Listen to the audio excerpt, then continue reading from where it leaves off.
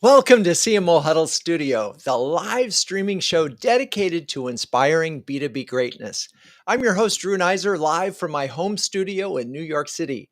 Today, we're talking product launches, the high stakes moment where marketing, sales, and product all say, "We've got this," only to discover on launch day that no one remembered to brief the consumer. From misaligned messaging to surprise bugs, it's shockingly easy to get it wrong, and somehow even easier for CMOs to take the blame. With that, let's bring on Melanie Marcus, Chief Marketing and Customer Experience Officer at Surescripts, and a returning guest who previously appeared on the show to discuss customer advisory boards and the CMO Plus notion. Hello, Melanie. How are you? You. How are you and where are you this fine day? It's great to see you. I am in right outside Washington, D.C. All right. Which is an exciting place to be these days. Let's talk sort of just in general, like product launches and the challenges from a CMO perspective. I mean, how do you even approach these? Sure. Well, product launches are some of the most exciting things that you get to do in marketing, especially if they're of any size at all, right? There's lots of versions of product launch, but if we're talking about a larger product launch, some of the things that I think about are, number one, does our brand support the solution that we're launching? If it does, great. If it doesn't, what do we need to do to align this new product with our brand or our brand with this new product? So there may be some brand work involved. Regardless, there's probably some brand architecture involved. So where are we going to put this in our brand architecture? I mean, I know that sounds like simple, but it makes a big difference to know where are we going to put this in our brand architecture. And then, of course, there's all the like, does the experience of the product that we're launching match the experience we're promising our customers, match the message that we're, promising in our message, and all of that, which gets down into the actual launch logistics itself. But those are just some of the things that I think about. Yeah, and I think the first two I want to just sort of spend a little time on the brand alignment and the brand architecture, because it's easy to forget that there's a certain eagerness. We've got this product, let's push it out to our current customers, and if it's not like, do you have permission as a brand to launch as a company to launch this product? It's a problem. Yeah. Yes, and so the better thing, if you're in if because we all do, we all our companies try to stretch, right? Stretch to newer areas, and as you do that, if you can identify that you're going to be doing it early enough, which means that you've got to be aligned with the strategy of the company, you can lay tracks for stretching your brand. You can lay tracks by the way that you express your brand. You can lay tracks with the content that you're producing and the thought leadership and the things you're doing in the marketplace for what might be coming. So you can stretch the brand enough so you've got more permission when you actually launch.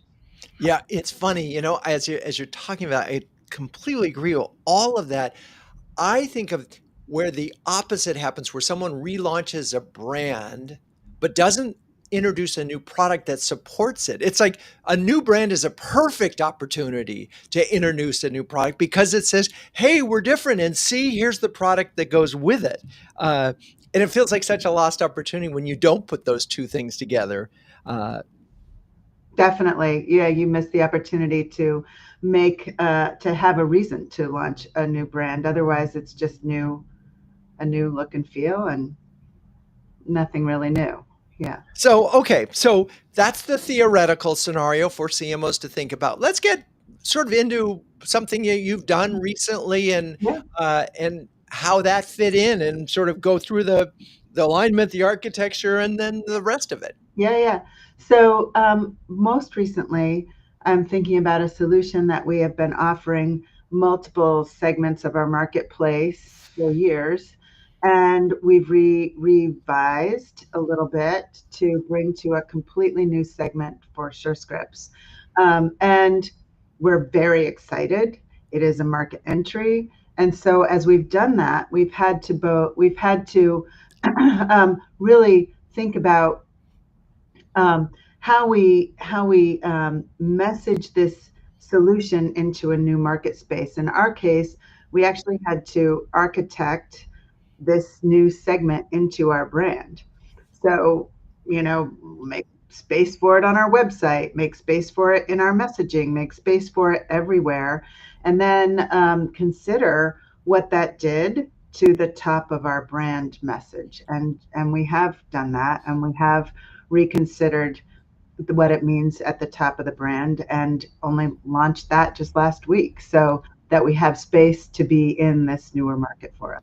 And so, specific, what kinds of things did you have to do to the website and to your overall Yeah. story? Yeah. Yeah. Well, we had to add a new segment. So when you Okay. go like, who do we serve? We had to add a new segment, you Okay. know? And so that's a whole new section of the website. We had to bring this segment into our customer. Our customers are the lifeblood of Surescripts, and we talk about that. So we had to add them to that whole story about how they fit into the ecosystem in healthcare and why they're so important to us as well. And then we had to just slightly, but importantly, evolve our message, our top line message, so that it is more focused. Actually, it's more relevant and current for all of our markets, including this market. Interesting. So it actually improved everything. Yeah, yes, we hope so. Right. Well, and that sort of begs the question, how's it going? So far, so good, but we're early days. Right. Okay. So we've just put it out there. But a lot of times the success of these programs is just making sure that employees and sales and everybody are aligned with the new story. Yes. Uh, Yeah. and, Yes. and so, and I'm assuming that that part happened beforehand and that part is, is well on its way. Very, very well on its way.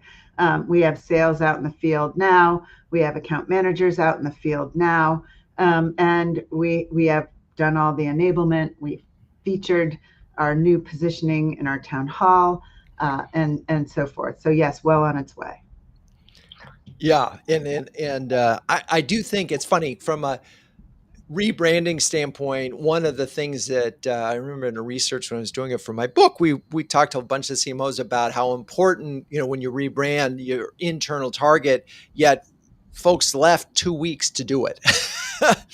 And sometimes, I mean, I'm imagining that you had to do retraining and because if you're suddenly offering something to a different segment, there's a lot of education that is involved, Yes, right? actually, that kind of training to go into this new segment has been going on for months, if not, years. Okay. Trying to right. So this was not done lightly or quickly at all. So Which gives it a much better chance of being successful. yes, Right. that's the Right, right, goal. right. Okay.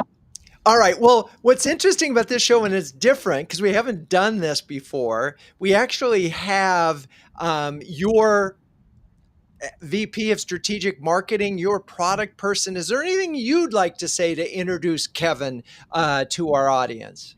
Sure. Well, Kevin came on last fall to lead our strategic marketing team.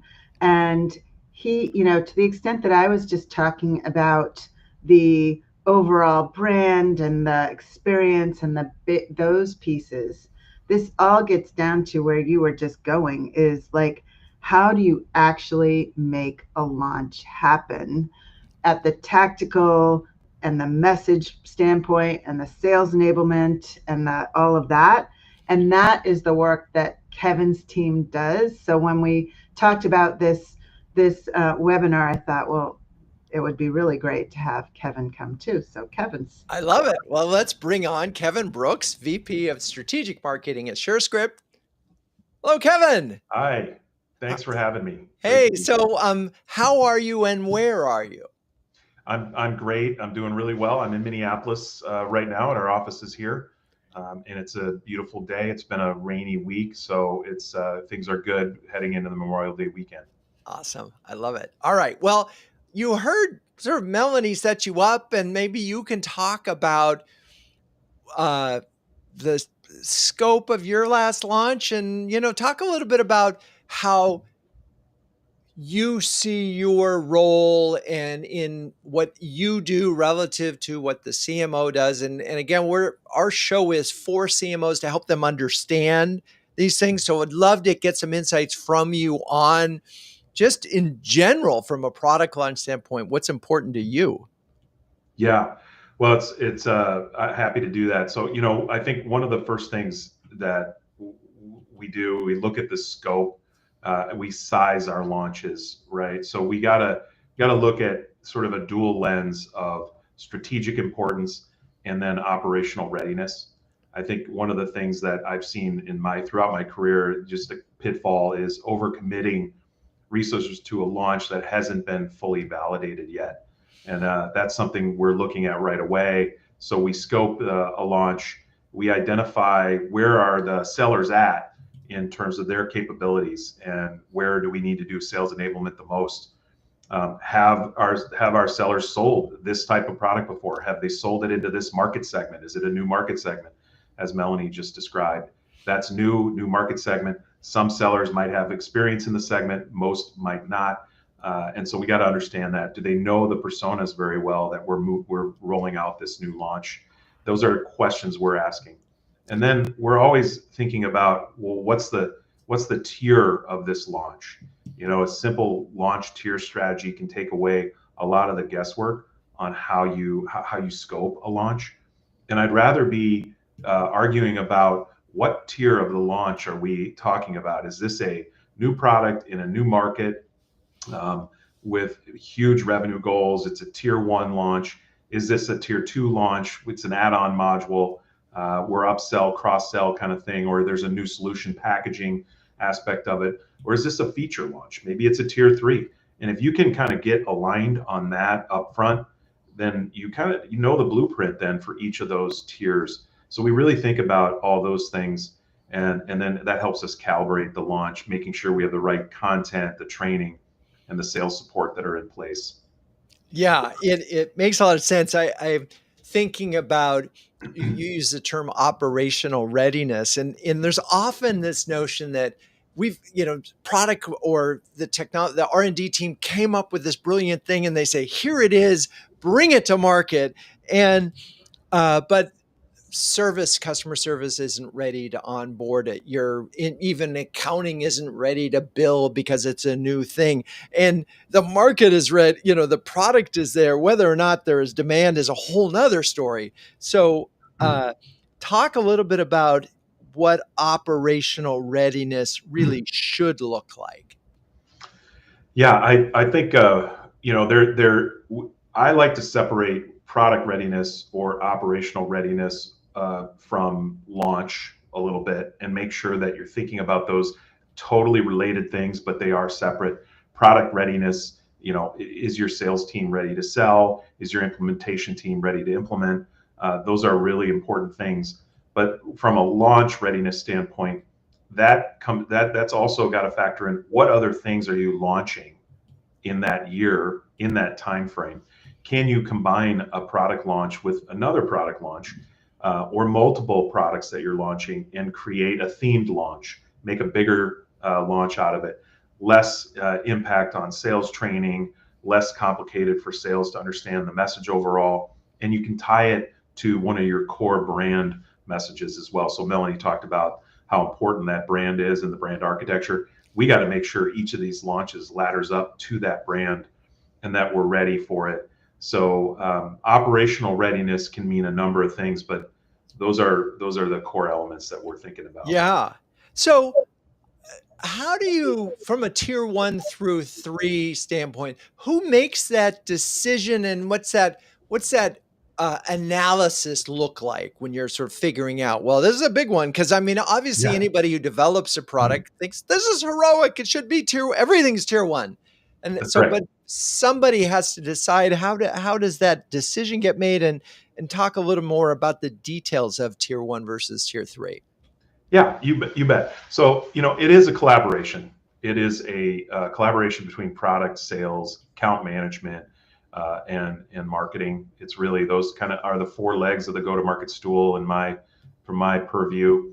And they have to come together and agree on which level or which tier the launch really fits in. But there are criteria that we're looking at that are telling us, okay, this is where it belongs, this particular launch. So some of those criteria, I say, it kind of like it makes walking around sense sort of thing. There's a bit of an art and a science to how you decide. And I think there are, some edge cases where, you can go either way. It could be a tier 1 or a tier 2, but it really matters because it's all about the effort you're going to put into the launch is determined by what tier it is. So tier 1 launches you kind of know what they are when they come around, right? They're new offerings, new markets, new buyers, major offering with revenue stream that's fundamentally addressing just the compelling market need that you've got. And then your level 2, it's more of it's an add-on module. You're already selling something in the market, but this is an add-on module. It's important, but it's not the same level of importance as a tier 1. So that's how you kind of think about it. And then lastly, on tier 3, I mentioned a little bit before, these are features to existing products.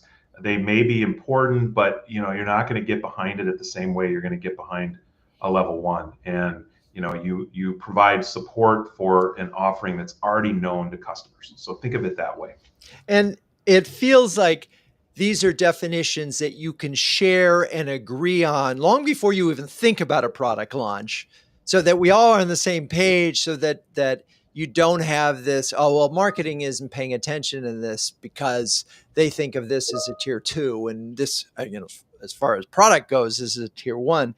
Where do you find, so let's focus for a second on tier 1, because that's the most exciting, and that's the one that requires the most alignment and the most energy, and frankly, probably the most dollars. What are a couple of the problem areas that you can avoid when you're doing a tier 1 launch from your experience? Yeah, I think one of the biggest things you have to do is really determine what the revenue waterfall looks like for a tier 1 launch. So you really have to align that to the business objectives and the revenue objectives, and how revenue is going to flow through from a waterfall standpoint. Really important on that tier 1 to just understand sales cycle time, conversion rates. It's a new product, so you may not, have good historical data on that, but you have to draw some parallels from other solutions in different markets and make sure you understand what to expect from a revenue perspective, and then build a framework around the campaigns. If they're demand gen oriented, they could be reputation oriented, and the mix could be different for each product. But however your strategy is to launch that product, you want to make sure it aligns to those revenue goals. I think it's one of the biggest things you have to do in a level 1, tier 1 kind of launch. And what's funny is it would be easy to say, I'm going to get an Excel spreadsheet out and I'm going to say, we're going to make $50 million on this new product launch from zero, right? And you could say, whoa, 1 customer, 10 customers, 20 customers, we're going to. And then there's the reality of this, as I said, did anybody ask the customer whether or not they were really ready to buy this? Just because you want to sell it doesn't mean they want to buy it. So, you said it's hard because there isn't historical data. How do you sort of carefully manage expectations? Because every CEO or CFO is going to say, hey, this should be, put a number on a page and it should be huge. Yeah, that's right. I think, well, we usually would have early adopter phase, right? So this is maybe you're soft launching a little bit. You've got a narrower set of the market that you're talking to. It's not a full-fledged launch yet. You're learning, you're getting beta customers. You're hoping to get data from a customer with real world experience. You can use that in your marketing to show ROI and proof points. So when you do launch it, you've got something to lean on Right. from an ROI standpoint. So usually before the launch, there's kind of a soft launch. There's obviously been research done, customers that we've been talking to customers about it, and one of the biggest things I think we try to do is define that ideal customer profile. And I think it's one of the most critical and often underdeveloped aspects of product launches is really narrowing down that ideal customer profile, not just the firmographics. Like we're going for large health systems that have a mix of Medicare and commercial. It's like you can get to the firmographics, but the behavioral science for that organization. What's that enterprise persona? Do they have a bias towards innovation, or are they biased towards service and operational excellence? And those may be factors just as much as their firmographics. So you have to really get the ideal customer profile right, which you're doing during that early phase, even before you do an early adopter or beta customer. Got it. Okay, those are all great things. This is a live show. Because it's a live show, I'm just going to be switching my Wi-Fi. Hopefully I won't lose anybody. So here I'm going to do that. And am I still here? John, am I still here? You're still here. I can hear you. Excellent. All right. Well, with that, thank you for bearing with me on that one quick technical change. Hopefully my camera will stop freezing. Now, we're going to come back, but now let's welcome John Hale, CMO of Consilio, who is joining the show for the first time. Hello, John. Hey, great to be here. Hey, good to see you, Drew. Good to see you. So how are you and where are you? I'm doing great. I'm based in Dallas, Texas, and Consilio, our team, is all over the world. All right. So we are, we're covering we've got East Coast here. We've got Midwest. It's great. All right. So you've heard what Melanie and Kevin had to say. Yeah, I loved it. And you were waiting patiently to join us. I mean, well, debatable. Yeah. All right. Well, chomping at the bit.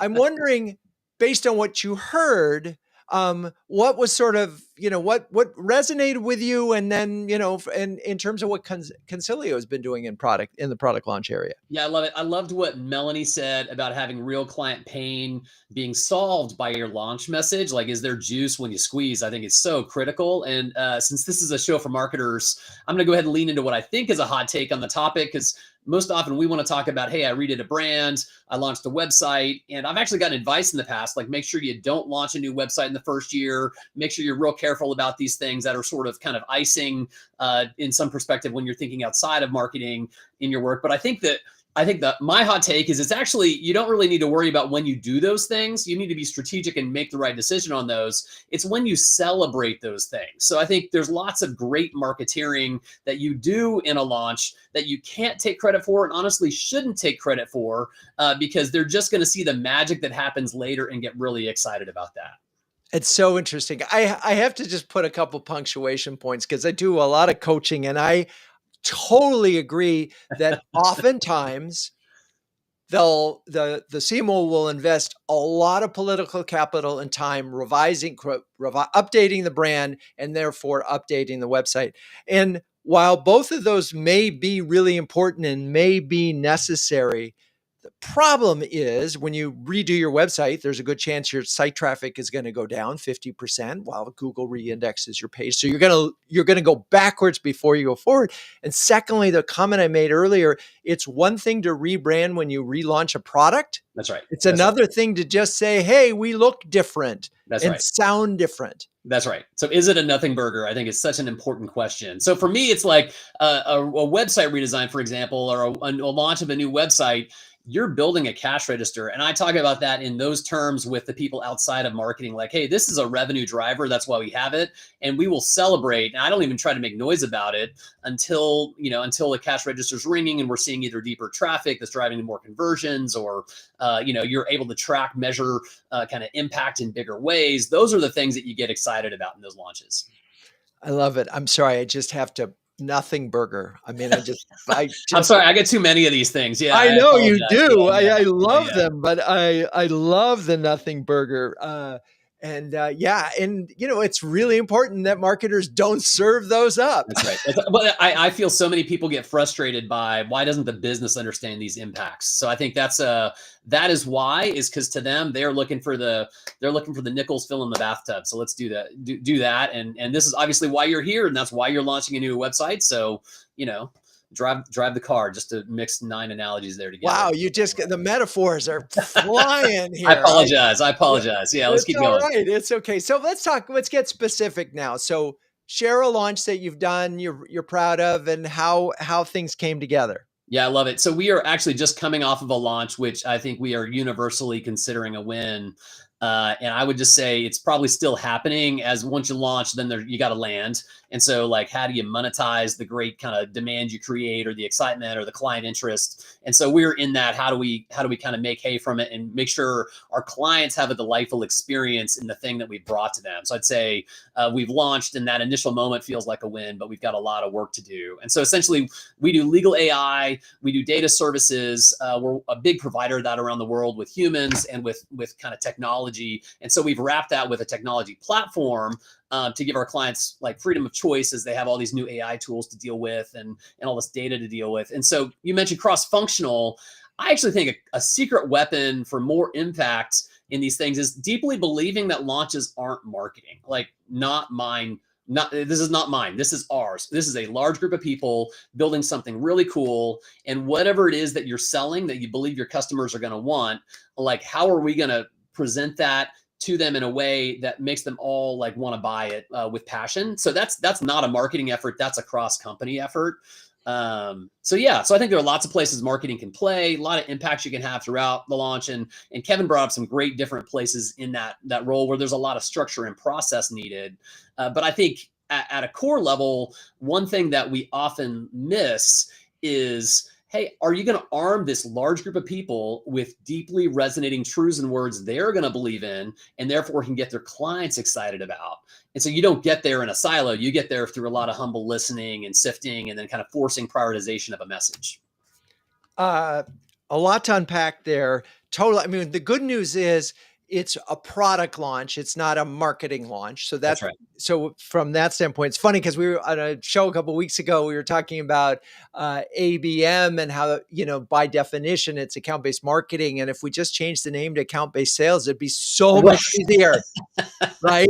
So it'd be easier to understand, at least. Yeah, and also joint ownership, right? Yeah. And because that's what it is. So then the next thing that you really inspired me to sort of think about from a CMO standpoint, there are folks who advocate for this notion of chief market officer because you are responsible for the market. And in theory, as part of that, you have your eye on the market and you're thinking forward, like 18 months. Yeah. And products are one of the ways that, it's funny because in packaged goods, that's what a marketer does. You think about your line extensions, you think about, you are doing the whole thing and thinking about products as much as you are just marketing existing things. So I wonder in your case, how involved were you in the actual creation of, or at least identifying the need in the product?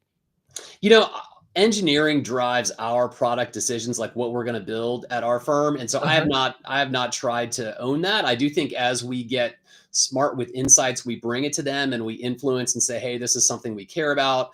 I love the chief market officer intent. I'll just say very practically, if you love and thrive in a sales focused activity, it's not beneficial to jam marketing into one bucket with sales, because you're gonna steer toward just those sales activities. Other orgs, if it's a very engineering focused org and you want to jam marketing into engineering, I think you lose the light from that side as well. So I love the idea of a chief market officer if you're really bringing insights and driving activity. I actually don't hate the title of chief marketing officer. So I actually think it's like, it's a discrete activity that if it gets eaten by a subgroup, it's less effective. So how do we make sure that so really what I try to do is deeply support and listen to my partners And I actually think marketing can kind of play in a middle ground where you can be a good bridge for different groups because you care about leads and you care about deep product truth. And like you can sort of, if you're effective in that communication, you can really bring a company together as just kind of a connective tissue. Yeah, I love it, and that goes right back to your notion of ours. This is Right. our Ours. product Yeah. launch, and we are going to be successful together. Was there anything that you did before the launch that you think really helped in terms of internal training or packaging of the product or positioning or whatever that you think was helpful in getting getting the launch to where it could be successful? Yeah. Well, there are kind of two moments in the launch that were most satisfying for me. One is when the deep kind of core value prop that I drove the team to kind of align on, because there was lots of cool stuff. Product was being built, lots of deep pain from clients that we was going to address. How do you turn that into a core message that can then be the core of everything that you tell? So you tell 19 compelling messages with one core to them. The moment I heard clients and execs and salespeople all just resonating with that core thing. And that, again, that's not John working a work of genius, that's listening. Right. The moment I found that thing they were all vibing around, that was deeply satisfying for me. And I did that 6 months before launch. And to be honest, a lot of people don't even remember that we had those meetings where I sort of forced prioritization and alignment through listening. And so that's one of those, don't celebrate it, just do it. And then you've got that alignment and excitement that you can then bring forward. And everybody says, oh yeah, of course, this is what we're selling. So that's one piece. And the other piece at the other end of the launch that I was most excited about is when people were walking by our booth taking photos. And I was just like, that's a moment where it's like, there's so much going on that people are actually like, what's going on over there? And so I think that magic, I mean, again, you're pulling it through with a large group of people. So you need 100 people to be excited about your story and be able to tell it to get there. But that pull through moment, I was like, and then obviously the most exciting thing was the client response of documented interest. So that's sort of where you count the money and you get excited about that. Yeah, exactly. Wait, it worked. Somebody bought it. Yay. I love it. All right. Well, that was great. It's a moment where we're going to talk about CMO Huddles. So Great. Launched in 2020, CMO Huddles is the only community of flocking awesome B2B marketing leaders, and that has a logo featuring penguins. Wait, what? Wait. Well, the group of these curious, adaptable, and problem-solving birds is called a huddle, and the leaders in CMO Huddles are all that and more, huddling together to conquer the toughest job in the C-suite. So Melanie and John, you're incredibly busy. You're both members of CMO Huddles. I am wondering, and sorry, Kevin, because you're a visitor here. Wondering if either of you would want to share an example of how CMO Huddles has helped you. Yeah, I'd love to. I mean, from my end, I think the peer community is really powerful because you're dealing with others that are strong in areas where you're not. So, for example, in my first year last year in this current role, I was trying to crack the nut of content and how to do effective content marketing. And I would still probably not give myself an A+ grade on that. I'm working on how do I really have the most impact I can with it. But I'll tell you, there was a member that I met through one of the huddles who spent a good hour with me walking me through the genius of his, and he just said, hey, here's how it's working. Here's the sort of things I do. Here's how I decide what they things are. Here's how I find my content. And just that willingness to kind of just show, just open kimono, this is how you win, is really powerful in these kinds of groups. Amazing. I think you appreciate that story so much. Melanie? Yeah. Amazing. I mean, it's been great. Learned more about penguins than I thought I ever would know. But besides that, a few things come to mind. One thing in particular, well, two things, is we've needed some help with some marketing metrics, and I've gotten some help from Huddlers on that and some examples, and those have been really, really useful. And then also in marketing dashboards, that kind of thing. And then also we did do, though it wasn't like, just laughing because I knew I was going to use this example. We did do a website renovation, but it was way after I joined. So there we go. And the specific goal, quite honestly, was to get the underlying technology up to date so that we could do launches, because it was just way too hard to do a launch when you've got like all this anyway. Anyway, I went to the Huddlers and got, I don't know, 5 or 6 recommendations of organizations.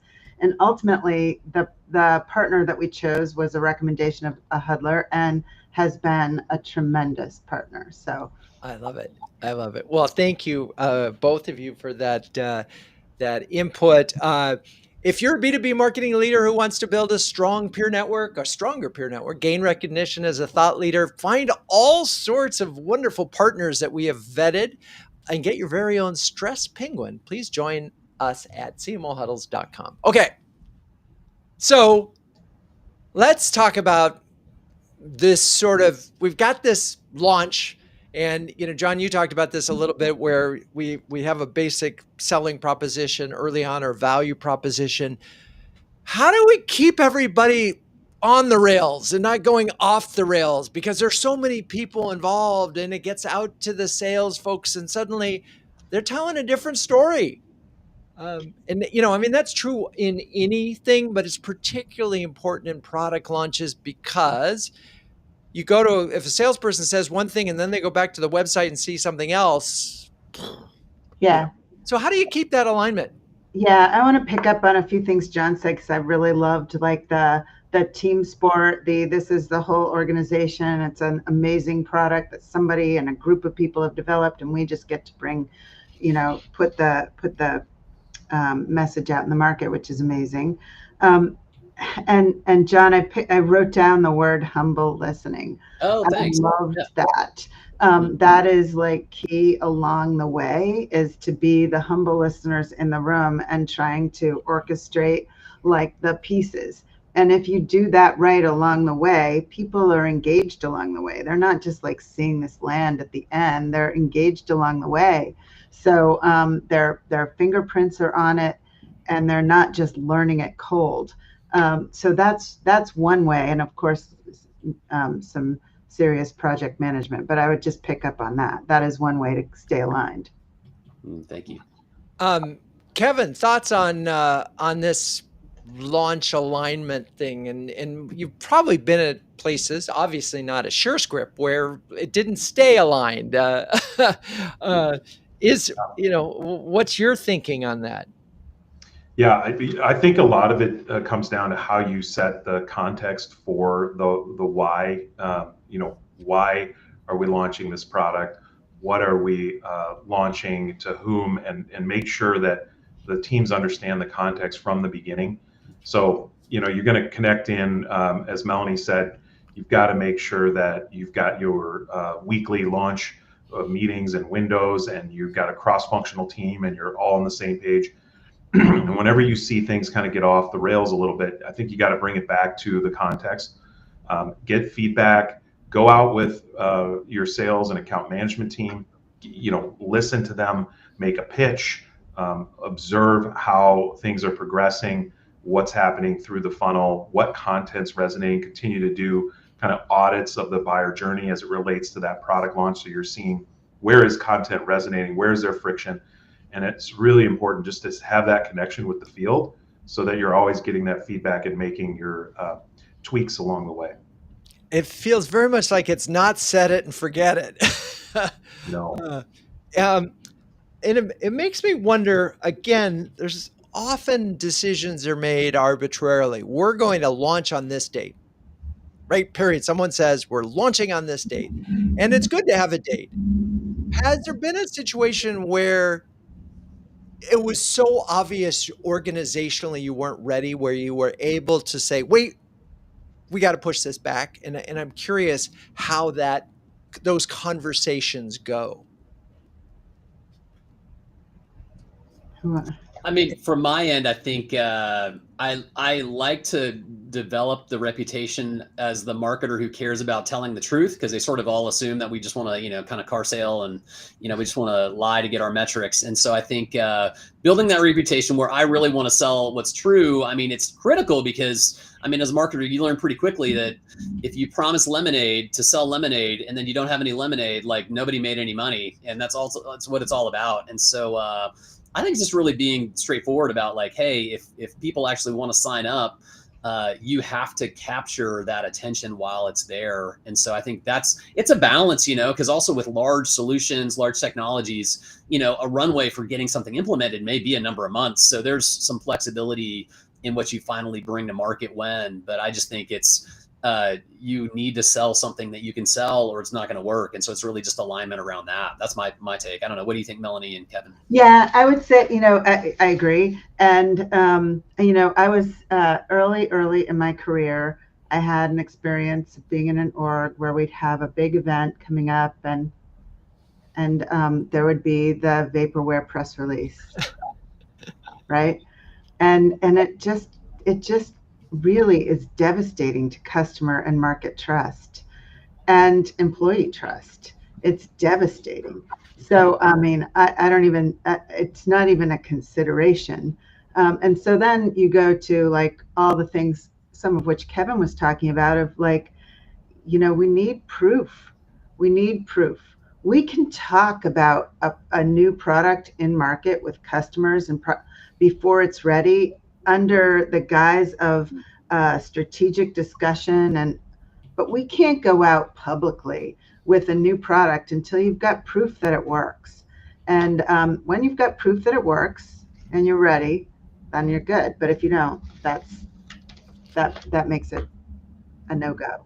And so not every product launch goes successfully. So I'm thinking about this. You go to your best customers, you say, we've got this. Would you mind testing it and seeing how it works for you so that we could do we get this beta and then you'll be our showcase customer. That part all makes sense. And are there ever scenarios where you simply can't do that? Where you can't go to a customer in advance? I mean, because obviously, Melanie, that would be the way to make sure that you're not pre-launching something that's not ready, is you've got somebody that's using it already. Well, I think in a modern technology world where things are always evolving. So if you have sort of a platform that you're building on, Right. there are going to be new features. Like I was with a very, very large tech firm for a while that launched a dashboarding solution that was a sort of minor piece when they first brought it. And they brought it to customers in a limited state and grew it and grew it and grew it. And now it's heavily impactful. And so again, I just think it's about trust and connection. Because if you promise lemonade and then they drink the lemonade and it's water, they're gonna know to be careful next time. And so I just think it's about, are you obsessed with the client experience in those moments, and then let that guide, like your best client that you want to dabble with, what are they going to say when you serve them what you want to serve? Okay. Let's talk about measurement. I mean, ultimately, obviously, sales, but it can take a long time in enterprise sales and so forth. So how do you sort of look at as a rollout over a course of a year? What are the indications that this thing is going well? Sales. I mean, we can say all the marketing metrics that we want, right? And we got our MQLs and we've got our pipeline loaded, right. But sales are sales. Right. Yeah. Please go ahead, Kevin.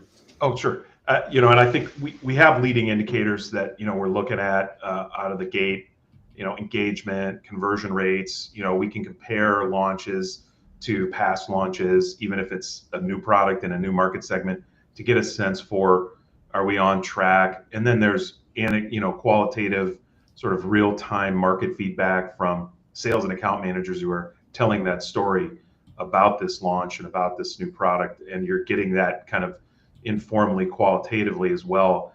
But yeah, I mean, in the end, you're looking at the, sales and what, deals are in the pipeline, and are you moving those deals through, or are they getting stuck? And are we finding out that we launched a product that the market said they wanted, but it was priority 15 on their list of things that they had to do. So you have to kind of assess that and look at that. But yeah, it's kind of like revenue is the ultimate. Well, it's revenue's always the ultimate measure, but it's always a lagging indicator. And what I liked about what you talked about there with leading indicators, I mean, we're not just looking at engagement rates and conversion rates, but we're looking at them compared to other launches. And that should be a pretty good leading indicator. And it just makes me wonder, so if your engagement rates and your conversion rates are lower than they should be with their past launch, are there any things that you can do at that moment with those leading indicators? I mean, it could be just the product is not right for this time, but are there adjustments that you can make or Yeah, have made? I'm happy to jump. Yeah, certainly. You've got to assess where that adjustment needs to be made. I mean, before you make a decision that this is not the product launch that you had hoped it would be, because the market isn't ready for it as much as you thought it was going to be, you got to find out if your messaging is off, or if your assessment of the ideal customer profile is off, or if there's something in the route to market that isn't working, if you are working through channel partners or direct sales, is there something off in your sales enablement and your seller's ability to sell it? You misjudged their ability to sell it. Like all those things, you have to look at those and kind of knock them out one by one and determine it. And then testing is huge. You're going to be testing messaging, testing things in digital where you can get quick feedback on how things are performing. That's I wonder, so Melanie, do you go out on sales calls just to hear it yourself or llisten in on Gong or whatever to make sure that's happening and that you're on? Absolutely. Like that's where, I mean, and I would say to any CMO, you have to spend time in the market. You just have to. You can't rely on research papers to be the voice of customer for yourself. You have to see it in action. I do it a lot. I will go on sales calls. The place that I find it the most valuable is to go to trade shows, because that's where we're doing it in, I can see it in rapid fire, right? And I can see the marketing message, I can see the marketing tactics, but I can also then sit in on customer or prospect conversations, and I can see it all in full, in full motion. But I will tell you, like, I mean, and this is the customer experience side of my job too that comes into play. But if I am in the office, it's not like I love to travel like everyone else, but if I'm in the office for 2 full weeks, I start to itch, and I'm like, I gotta get market. I gotta get with customers again. I gotta be in and hearing this. I gotta make sure what we're saying is, yeah. It's so interesting and important. It's funny because I'm connecting the dots from the trade show to John. You're sort of that validation where you see them taking photos of your booth. It's two sides of the same thing. And there is this anecdata part of all of this that it feels like you sort of get a general sense there's a buzz or there isn't. I don't think it's possible to have a conversation with marketers without at least talking about potential impact or impact of generative AI. We have managed to talk for almost 50 minutes without using the term. I'm curious if, for either of your recent launches, what role, if any, did generative AI play in all of the various aspects of, or any of the aspects of the product launch? John? I mean, we largely did things like we normally do it. So I believe in smart, creative humans coming up with creative ideas. And so I have conversations with ChatGPT every day, as many folks do. So anyway, I think the embedded advisor has become a pretty normal state for us. In terms of content generation, I think there's a lot of opportunity to scale those sorts of things for marketing. Honestly, for me, it's a matter of, I mean, if you're thinking about my audience in particular is people that carry very high trust matters for their clients. And so my clients need everything to be perfect and sure and excellent. And so I aim for absolute excellence in a smaller set of outputs. And again, it's like how do we make that client experience perfect? And so we are dabbling, but I'm using it more to learn and expand my awareness. Got it. Okay. I think, Go ahead, Melanie. Yeah, I think the place that other than I mean, we've got opportunity to advance our use of generative AI, let's just face it. But the place that I think is most important right now, and we're doing some work, is how do we show up online in these AI generated searches that don't actually ever let you click through.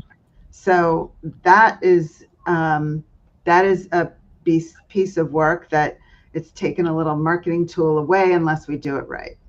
Interesting, yeah, and that certainly will be a subject of another show coming up, because if you've cracked that needle, we need to talk. Let's keep going, Melanie. I want to hear more. Let's do Yeah, it. exactly. I mean, I've talked to a number of SEO experts who are trying to, I mean, we'll call it geo for lack of a better term for it, but and none yet, as far as I can tell, have actually proven that this combination of things do it. But it's certainly there are a lot of folks that are experimenting to try to get their brands to show up in the large language models, and other ways of sort of compensating for the lack of traffic that you're getting right now. So anyway, that is definitely a topic for another day, and an important one.